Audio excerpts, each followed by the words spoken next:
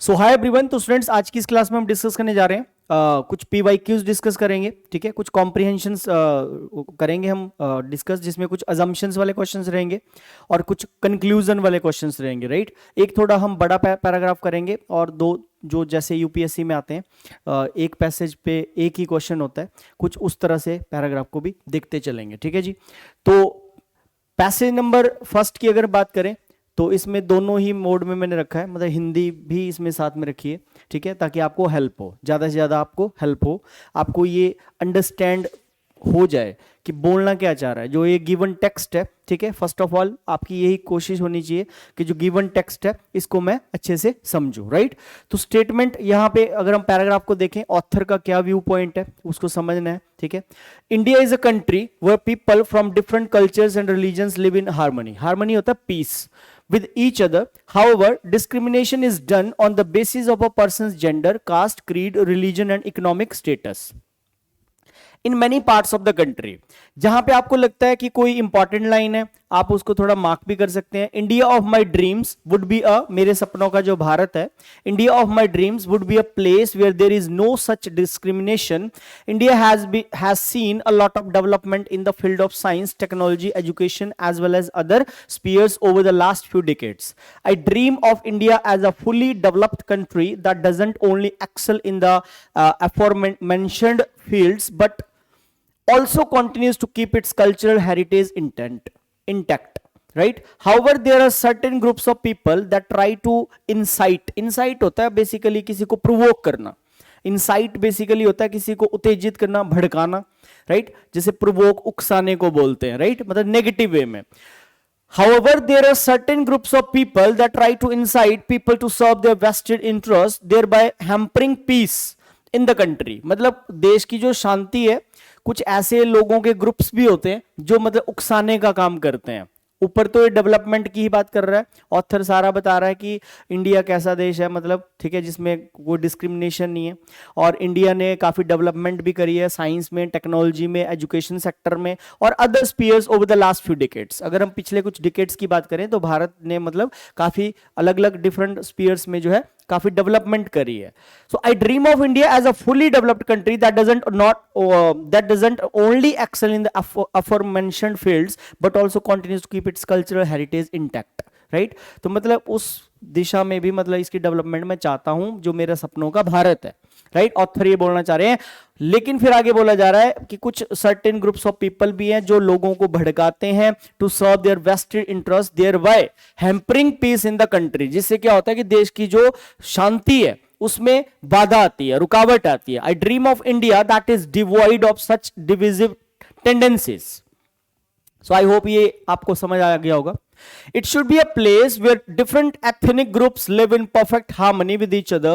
I also dream of India as being a nation where every citizen is educated. मतलब हर person जो है educated हो। मैं ऐसे सपन, मेरे सपनों का भारत ऐसा होना चाहिए, ऑथर बोल रहे हैं कि जहां पे हर इंडियन जो एजुकेटेड हो। ठीक है, and I want the people of my country to understand the importance of education and ensure that their children seek education rather than indulging in menial jobs at a tender age. मतलब मैं चाहता हूं कि लोग जो है importance समझे, education की क्या इंपॉर्टेंस है उसको समझे और अपने बच्चों को जो स्कूल में भेजें, रादर देन कि वो जो है मैनुअल जॉब्स, मतलब छोटी एज में जो है उनको जॉब्स ना करनी पड़े। Adults who have missed a chance to study during their childhood must also join adult education classes to seek education in order to find a better job for themselves. I want that government to provide equal employment opportunities for all so that the youth get deserving jobs and contribute towards the growth of the nation. I want the country to become technologically advanced and see growth in all the sectors. Lastly, I want India to be a country where women are treated with respect and are given equal opportunities as men. तो ये मेरे सपनों का author बोल रहे हैं, जो मेरे सपनों का भारत है वो कुछ इस तरह से होना चाहिए कि जो लोग जो है एजुकेशन की इंपॉर्टेंस को समझें। ठीक है, और जो मतलब अपने बच्चों को जो है मतलब वो एजुकेशन दिलाएं रादर देन कि वो मतलब मैनुअल जॉब्स करे छोटी एजेस में। ठीक है, और फिर एडल्ट्स के बारे में बोला गया है ऑथर के द्वारा कि जो लोग मतलब एजुकेशन मतलब नहीं ले पाए हैं ड्यू टू सम रीजंस अपने अर्ली मतलब चाइल्डहुड में, तो वो एडल्ट एजुकेशन ले, ठीक है, और कुछ ऐसी मतलब ज्वाइन करें classes to seek education order to find a better job for themselves. और गवर्नमेंट को भी बोला जा रहा है कि इक्वल एम्प्लॉयमेंट अपॉर्चुनिटीज प्रोवाइड करनी चाहिए, ठीक है, सारे यूथ के लिए, और जो डिजर्विंग जॉब्स हैं, and contribute towards the growth of the nation. और फिर बोल रहा है कि कंट्री जो है टेक्नोलॉजिकल एडवांस्ड है and see growth in all the sectors. और एंड में फिर इन्होंने बोला है कि मैं ऐसे मेरे सपनों का भारत होना चाहिए, ठीक है, कि जहां पे वमेन को, लेडीज को, औरतों को मतलब एक समान दर्जा दिया जाना चाहिए। तो बिल्कुल सिंपल सा पैराग्राफ है, आप इसको समझ सकते हैं कि ऑथर यहां पे आए मतलब खुद के लिए यूज कर रहे हैं, ठीक है, कि मेरे सपनों का भारत कैसा होना चाहिए। अब इसकी थोड़ी हिंदी देख लेते हैं। भारत एक ऐसा देश है जहां विभिन्न संस्कृतियों और धर्मों के लोग एक दूसरे के साथ सौहार्द से रहते हैं। हालांकि देश के कई हिस्सों में एक व्यक्ति के लिंग, जाति, पंथ, धर्म और आर्थिक स्थिति के आधार पर भेदभाव किया जाता है। मेरे सपनों का भारत एक ऐसी जगह होगी जहां इस तरह का कोई भेदभाव नहीं है। भारत ने पिछले कुछ दशकों में विज्ञान, प्रौद्योगिकी, शिक्षा के साथ साथ अन्य क्षेत्रों में भी जो है बहुत अधिक विकास देखा है, ठीक है। मैं एक पूर्ण विकसित देश के रूप में भारत का सपना देखता हूं जो न केवल उपयुक्त क्षेत्रों में उत्कृष्ट है बल्कि अपनी सांस्कृतिक विरासत को भी बनाए रखना है। हालांकि लोगों के कुछ समूह हैं जो लोगों को अपने निहित स्वार्थों की पूर्ति के लिए उकसाने की कोशिश करते हैं। जो इनसाइट वर्ड का मैं आपको मीनिंग बता रहा था वो यहाँ पे पैराग्राफ में इन्होंने उकसाना ही उसका मीनिंग लिया है, वैसे वो भड़काना भी होता है, ठीक है, इनसाइट करना, ठीक है। तो जिससे देश में शांति में बाधा उत्पन्न होती है। मैं भारत का सपना देखता हूं जो इस तरह की विभाजनकारी प्रवृत्तियों से रहित है। यह एक ऐसा स्थान होना चाहिए जहां विभिन्न जातीय समूह एक दूसरे के साथ पूर्ण सामंजस्य में रहते हैं। मैं भी एक ऐसे राष्ट्र के रूप में भारत का सपना देखता हूं जहां हर नागरिक शिक्षित हो, राइट। मैं चाहता हूं कि मेरे देश के लोग शिक्षा के महत्व को समझें और यह सुनिश्चित करें कि उनके बच्चे एक निविदा उम्र में मासिक धर्म की नौकरियों में शामिल होने के बजाय शिक्षा की तलाश करें। जिन वयस्कों ने अपने बचपन के दौरान अध्ययन करने का मौका गंवा दिया है उन्हें भी अपने लिए बेहतर नौकरी खोजने के लिए, शिक्षा प्राप्त करने के लिए वयस्क शिक्षा वर्गों में शामिल होना चाहिए। मैं चाहता हूं कि सरकार सभी के लिए समान रोजगार के अवसर प्रदान करे ताकि युवाओं को रोजगार मिले और राष्ट्र के विकास में योगदान हो। मैं चाहता हूं कि देश तकनीकी रूप से उन्नत बने और सभी क्षेत्रों में विकास देखे। अंत में मैं चाहता हूं कि भारत एक ऐसा देश हो जहां महिलाओं के साथ सम्मान के साथ व्यवहार किया जाता है और उन्हें पुरुषों के समान अवसर दिए जाते हैं। So this is all about it's the translation, ठीक है। अब हम बढ़ेंगे इसके क्वेश्चंस की तरफ, ठीक है। तो क्वेश्चन नंबर 1 आप देखेंगे, फर्स्ट जो क्वेश्चन है आपके सामने रखा गया है ये, राइट। तो स्टेटमेंट नंबर 1, क्वेश्चन नंबर 1 बोल रहा है on what basis people are discriminated in India. मतलब किस आधार पे हम बोल सकते हैं, ठीक है, किस आधार पे मतलब लोग जो है डिस्क्रिमिनेट करते हैं भारत में, मतलब ये जिसको बोलते हैं भेदभाव किया जाता है। भारत में किस आधार पर लोगों के साथ भेदभाव किया जाता है।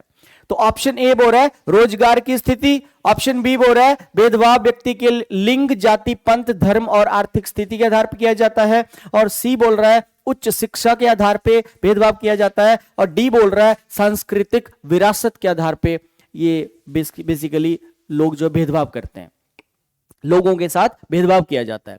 तो कौन सी वो ऑप्शन है, किस बेसिस पे, ऑन व्हाट बेसिस मतलब people are discriminated in India, right. तो ये बिल्कुल साफ साफ यहां पे लिखा गया है, अगर आप देखेंगे, ठीक है, यहां पे बोला है however discrimination is done on the basis of a person's gender, right, on the basis of a person's gender, caste, creed, religion and economic status in many parts of the country।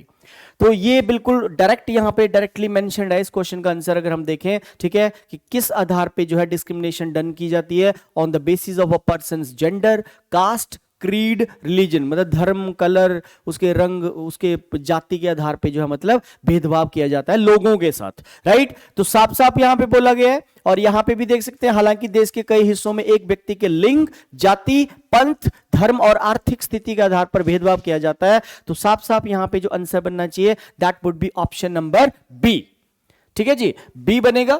किस आधार पे discrimination is done on the basis of a person's gender, caste, creed, religion and economic status. Clear है, ठीक है। तो ये B answer आएगा। Employment status, के आधार पे ही नहीं हम बोल सकते। देखो हमारा जो आंसर होता है, जो आप आंसर उठाते हो स्टूडेंट्स, ठीक है, उसमें सारे आपके कीवर्ड्स फिट होने चाहिए। मतलब जितने भी कीवर्ड्स होते हैं ना वो सारे वहां पे आने चाहिए, ठीक है। तो हम केवल ओनली हम ये नहीं बोल सकते कि एम्प्लॉयमेंट स्टेटस के आधार पे डिस्क्रिमिनेशन होती है लोगों के साथ, या हम ये नहीं बोल सकते कि हायर एजुकेशन मतलब जो लोग ज्यादा पढ़े लिखे हैं और जो लोग कम पढ़े लिखे हैं उसी आधार पे डिस्क्रिमिनेशन होता है, या कल्चरल हेरिटेज के आधार पे। ये जो बी वाली ऑप्शन है ये बिल्कुल सारे कीवर्ड्स को मतलब वहां पे ले रहा है, इन्वॉल्व कर रहा है, इसलिए बी आंसर होगा। Discrimination is done on the basis of a person gender, caste, creed, religion and economic status. Right, I hope यहां पे आंसर आपको बिल्कुल समझ आ गया होगा, क्योंकि और ये पैराग्राफ में स्टार्टिंग में ही इन्होंने साफ साफ मेंशन भी करा है। ठीक है जी, क्वेश्चन नंबर सेकंड की तरफ ये देख लो, आंसर इसका यही बता रहा है, discrimination is done on the basis, यही इसका डायरेक्ट आंसर यहां पे मेंशन्ड है। Come to the question number 2, what kind of dream the author has for India. मतलब जो ऑथर है, ठीक है, लेखक हैं इस पैराग्राफ के, इस पैसेज को, इस पूरे पैराग्राफ को जिन्होंने लिखा है, उन्होंने किस तरह के भारत का सपना देखा है, किस तरह के भारत का उन्होंने सपना देखा है। ठीक है, India which has lot of development in the field of science, ऐसा भारत वो चाहते हैं, भारत एक ऐसा भारत हो, ठीक है, भारत जो विज्ञान के क्षेत्र में बहुत विकास करता है, क्या ऐसा भारत, ऐसे भारत का सपना देखा है उन्होंने, या भारत एक पूर्ण विकसित देश के रूप में जो न केवल विज्ञान और प्रौद्योगिकी में उत्कृष्ट प्रदर्शन करता है बल्कि अपनी सांस्कृतिक विरासत को भी अक्षुण्ण बनाए रखता है। या बी वाला आंसर जाएगा, या सी वाली ऑप्शन बोल रहा है भारत जो पूरी तरह से सभी युद्ध उपकरणों से सुसज्जित है। ठीक है, मतलब जो फाइट करने वाले जो होते हैं जैसे आर्मी पॉइंट ऑफ व्यू से, India which is fully equipped with all the war equipment, right, या India where people from different cultures and religions live in harmony with each other. ये ऐसे भारत की कल्पना करते हैं ऑथर कि जहां पे विभिन्न संस्कृतियों और धर्मों के लोग एक दूसरे के साथ सुभाव में रहते हैं, मतलब एक मिलके रहते हैं। ठीक है, ये शुद्ध हिंदी का वर्ड दे रखा है यहाँ पे। ठीक है, तो कैसे भारत का सपना देखते हैं ऑथर, ठीक है, ये आपको यहाँ पे बताना है। ठीक है, फिर से वही बात आ गई कि आपको एक ऐसी ऑप्शन पिक करनी पड़ेगी जिसमें सारे कीवर्ड्स फिट होते हो। एक ऐसी ऑप्शन आप यहाँ पे ढूंढने की कोशिश करें स्टूडेंट्स, ठीक है, जिसमें सारे कीवर्ड्स आपके आते हो। तो केवल हम ये बोल सकते हैं India which has lot of development in the field of, बस विज्ञान के क्षेत्र में विकास करता है, ऐसे भारत को की ही कल्पना करते हैं, या भारत एक पूर्ण विकसित देश के रूप में, ठीक है, जो न केवल विज्ञान और प्रौद्योगिकी में उत्कृष्ट प्रदर्शन करता है बल्कि अपनी सांस्कृतिक विरासत को भी अक्षुण्ण बनाए रखता है। तो यहां पे ये जो बी वाली ऑप्शन है ये ज्यादा अप्रोप्रिएट लग रही है, क्योंकि यहां पे इसने केवल विज्ञान और प्रौद्योगिकी को ही मतलब नहीं इन्वॉल्व करा है, बल्कि वो रहे कि सांस्कृतिक विरासत को भी अक्षुण्ण बनाए रखता है।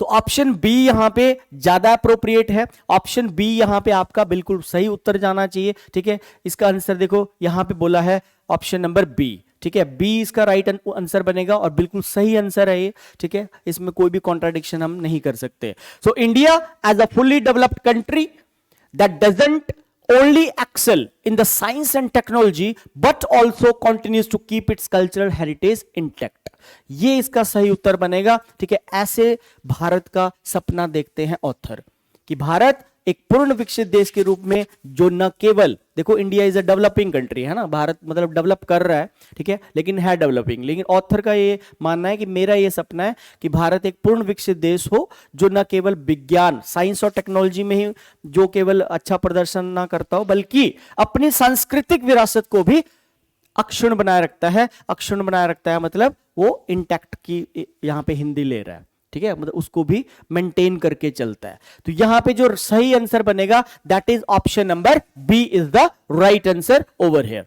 Come to the question number third.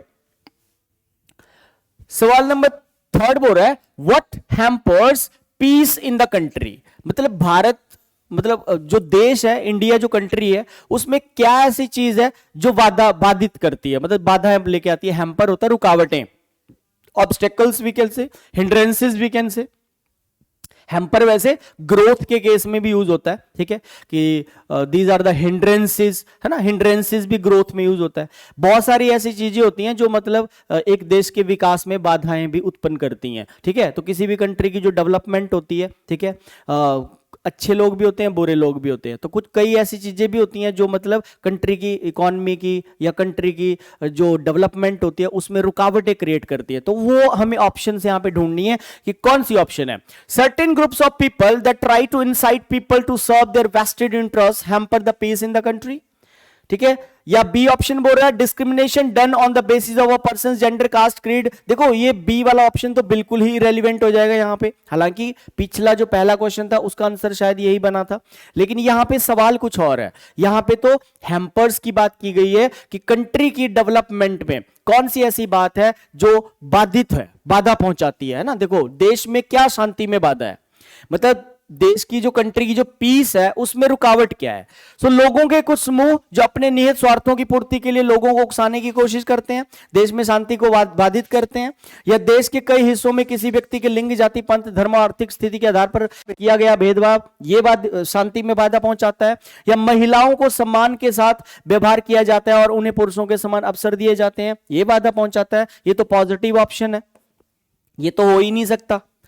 यहां तो बोल रहा है कि महिलाओं को सम्मान के साथ व्यवहार किया जाता है, मतलब उनसे मिसबिहेव नहीं किया जाता है और उन्हें पुरुषों के इक्वल ही मतलब सेम अपॉर्चुनिटीज प्रोवाइड की जाती हैं। तो ये तो हो ही नहीं सकता, क्योंकि यहां पे शांति में बाधा का सवाल पूछा गया। बेशक जो अपने बचपन के दौरान अध्ययन करने का मौका चूक गए हैं, बिल्कुल ही रेलिवेंट ऑप्शन है, बिल्कुल ही रेलिवेंट ऑप्शन है। ऑप्शन ए इसका सही उत्तर होना चाहिए, क्योंकि ये पैराग्राफ में भी इन्होंने मेंशन किया है, ठीक है। जब हम पैसेज को पढ़ते हैं तो एंड में यहां पे बोला गया है, ठीक है, यहां पे देखो बोला गया है, however there are certain groups of people that try to incite people to serve their vested interests thereby hampering peace in the country. तो मतलब डायरेक्टली आंसर यहां पे आपको गिवन है, मेंशन्ड है पैराग्राफ के अंदर कि कुछ ऐसे पर्टिकुलर सर्टेन ग्रुप्स भी होते हैं जो लोगों को इंसाइट करते हैं, उनको भड़काते हैं, उनको उकसाते हैं, ठीक है। तो सही जो उत्तर बनेगा इस क्वेश्चन का, इस सवाल का सही जो आंसर जाएगा that would be option number first, right. Certain groups of people that try to incite people to serve their vested interest, मतलब उनके अपने स्वार्थों की पूर्ति के लिए लोगों को उकसाते हैं, भड़काते हैं, और इससे क्या होता है, पीस, कंट्री की जो पीस है वो हैम्पर होती है, ठीक है जी। तो सही उत्तर बनेगा हमारा ऑप्शन नंबर फर्स्ट। चलिए अब आ जाते हैं हम, ये देखो ये इसका आंसर है, ठीक है, ए इसका आंसर है।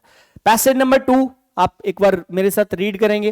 बोले temperatures have risen nearly 5 times as rapidly on the western Antarctic peninsula than the global average over the past 5 decades. Researchers have now found that melting glaciers are causing a loss of species.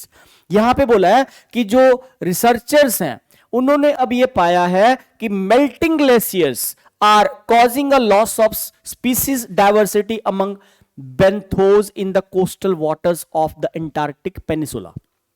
ये line important है, ध्यान रखना, question बनेगा। Impacting an entire sea floor ecosystem, जो impact कर रहा है an entire sea floor ecosystem को। They believe increased levels of suspended sediment in water to by the cause of the dwindling biodiversity in the coastal region, right. तो ये यहां तक हमने इस पैसेज को पढ़ा, छोटा सा पैराग्राफ है और ऐसे पैसेज ज्यादा आते हैं यूपीएससी के एग्जाम्स में, राइट, जिसमें एक पैराग्राफ होता है और उसके ऊपर सिर्फ एक सवाल देता है। उसमें वो आपसे अजम्पशन पूछ सकता है, आपसे कंक्लूजन पूछ सकता है, या सेंट्रल आइडिया बेस्ड क्वेश्चन हो सकता है। 3 टाइप के ही मेनली क्वेश्चन देखने को मिलते हैं यूपीएससी के एग्जाम में, assumption based, inference based, conclusion based और आपका सेंट्रल आइडिया बेस्ड क्वेश्चंस, ठीक है जी। तो इस सवाल इसका थोड़ा हिंदी देख लेते हैं। टेम्परेचर पिछले 5 दशकों में वैश्विक औसत की तुलना में पश्चिमी अंटार्कटिक प्रायद्वीप पर लगभग 5 गुना तेजी से बढ़ा है, लगभग 5 गुना तेजी से बढ़ा है। और शोधकर्ताओं मतलब रिसर्चर्स, जो शोध करता है, जो रिसर्चर्स ने, उन्होंने अब ये पाया है कि ग्लेशियर पिघलने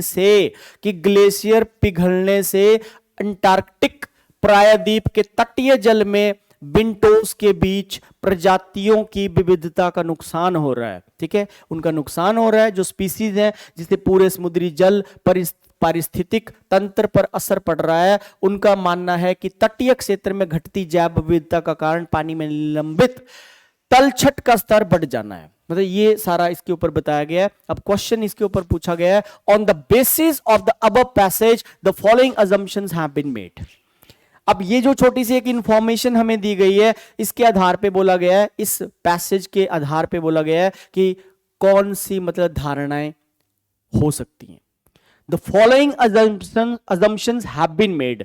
तो आपको धारणा को पकड़ना है, कौन सी assumptions है, उपयुक्त मार्ग के आधार पर निम्नलिखित धारणाएं की गई हैं। मतलब ये 3 धारणाएं हमारे सामने, 3 assumptions है, इनमें से आपको बतानी है कि ऑथर ने सही धारणा कौन सी लगाई है।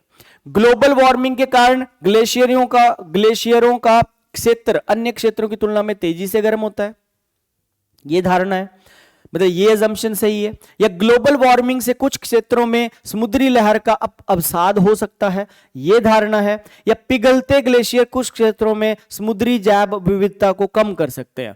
अब देखो, हमें जो assumption लगानी है, हम अपनी assumption यहां पे नहीं लगा सकते, हमें इंफॉर्मेशन के हिसाब से चलना है, रिस्ट्रिक्ट होके हमें अपने आंसर को देना है। ठीक है जी। तो कभी भी हम अपना व्यू पॉइंट नहीं दे सकते। Regions of glaciers warm faster than other regions due to global warming, ये assumption सही है। या global warming can lead to sea floor sedimentation in some areas, ये हो सकता है। ये melting glaciers can reduce marine biodiversity in some areas. ठीक है, तो ये थोड़ा सा हमें, मेरे को थर्ड वाला यहां पे ज्यादा अप्रोप्रिएट लग रहा है, क्योंकि यहां पे इसने बोला भी है, researchers have now found that melting glaciers are causing a loss of species diversity among benthos in coastal waters of the Antarctic peninsula. तो इसकी जो सही जो धारणा है वो थर्ड होनी चाहिए कि melting glaciers can reduce marine biodiversity in some areas, right. तो थर्ड वाला जो ऑप्शन है वो ऑप्शन बी है। ठीक है, जैसे ये थर्ड बनेगा, पिघलते ग्लेशियर कुछ क्षेत्रों में, बोला भी है उसने ना कि सम स्पीसीज में वो नुकसानदायक है, क्षेत्रों में समुद्री जैव विविधता को कम कर सकते हैं, रिड्यूस कर सकते हैं। ठीक है, तो ये एक assumption है, ऑथर की एक assumption है। ठीक है, तो ये ज्यादा अप्रोप्रिएट है, आंसर यहां पे थर्ड है, मतलब बी है, बी ऑप्शन ही थर्ड है। पैसेज नंबर थर्ड, छोटा सा इंफॉर्मेशन है, इसके आधार पे मैं पहले आपको क्वेश्चन दिखा देता हूं कि इसका सवाल क्या है इस पैसेज का। ये है, which of the following can be logically concluded from the above paragraph. अब इस क्वेश्चन में आपको लॉजिकल कंक्लूजन देना है। ठीक है, उस इंफॉर्मेशन का, जो इंफॉर्मेशन अभी मैं पढ़ने जा रहा हूं, उस इंफॉर्मेशन का आपको लॉजिकली कंक्लूजन देना है। हमारे सामने ये 4 कंक्लूजन है, 1 2 3 4, इन 4 में से कौन सा कंक्लूजन बेस्ट होगा वो देना है हमें अकॉर्डिंग टू द इंफॉर्मेशन। तो इंफॉर्मेशन क्या है, sitting approximately 1500 kilometre from Bhubaneswar in Surat Gujarat, some 6 lakh Uriya migrant workers share a common concern finding a safe way to send their hard earned money home. Certain lacunae का meaning होता है students loop holes, lacunae means होता है drawbacks, shortcomings, loop holes, कमियां, right, जो कमियां होती हैं, ये लीगल वर्ड है, लॉ में चलता है। लैक्यूना इसका सिंगुलर होता है और लैक्यूने इसका प्लूरल होता है। इसका प्लूरल लैक्यूनास भी हो सकता है, नाउन का कॉन्सेप्ट है सिंगुलर प्लूरल का।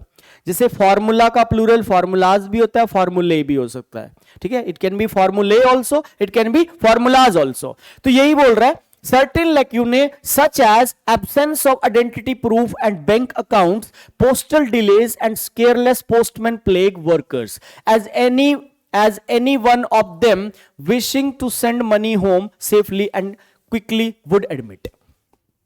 तो यहां पे इस इंफॉर्मेशन में क्या बोला गया है, ठीक है, कि मतलब जो 1500 kilometre, sitting approximately 1500 kilometre from Bhubaneswar in Surat, Gujarat में बात की गई है। कुछ 6 लाख के around 6 lakh Odia migrant workers हैं जिनका एक कॉमन प्रॉब्लम है, एक कॉमन कंसर्न है। ठीक है, वो मतलब हार्ड अर्न पैसा कमाते हैं लेकिन उस पैसे को सेफली भेज नहीं पाते।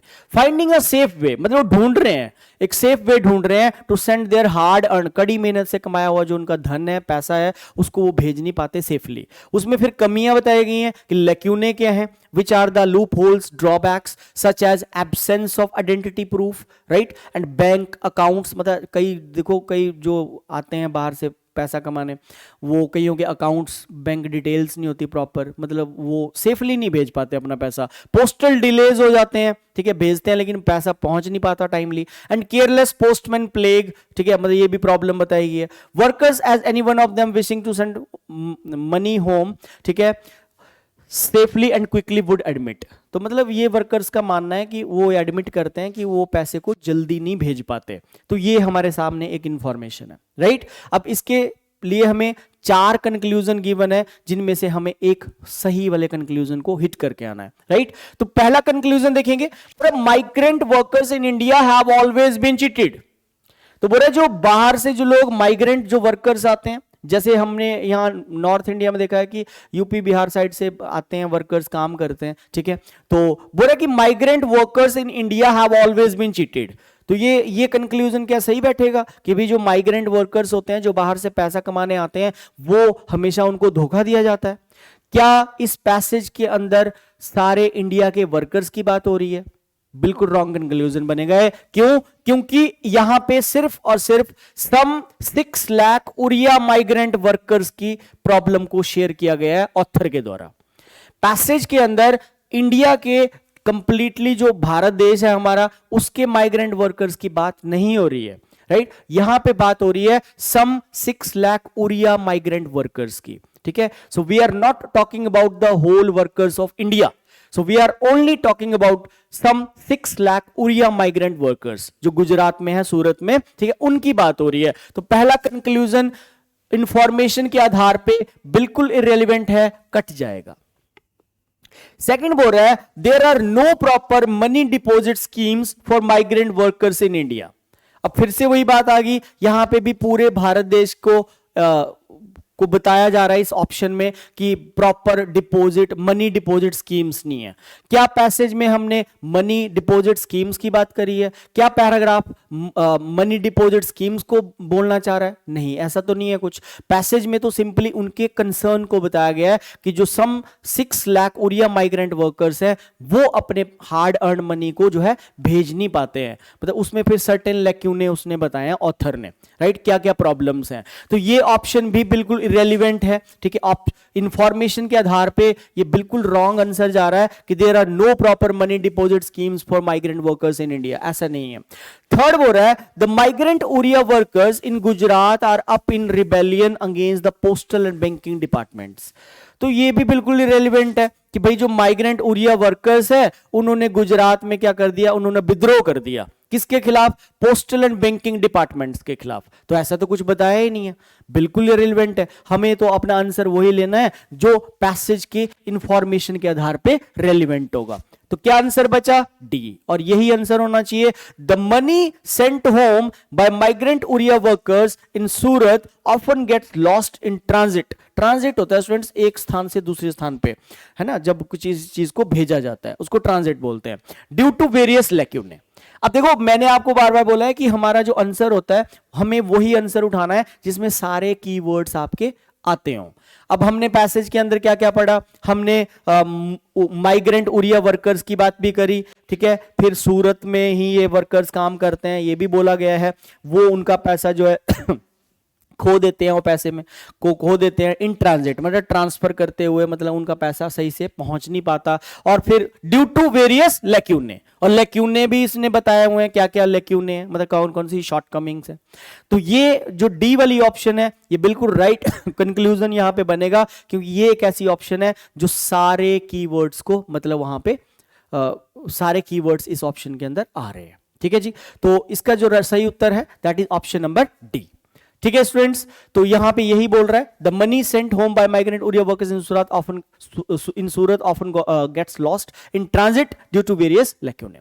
तो ये था आज का 3 पैसेज मैंने इसमें आपको करवाए हैं। एक कंक्लूजन वाला था, एक अजम्पशन वाला था, एक सिंपली एक ऑथर की थॉट थी कि मेरे सपनों का भारत कैसा होना चाहिए, ठीक है। उसमें फिर उसकी देश की शांति में क्या बाधा आती है, एक वो था। एक लोगों के साथ क्या मतलब डिस्क्रिमिनेशन किया जाता है, किस आधार पे डिस्क्रिमिनेशन होता है, धर्म, जाति और कलर के आधार पे, वो हमने करा, ठीक है। तो आज की सेशन में इतना रहेगा। Thank you very much, take care, see you.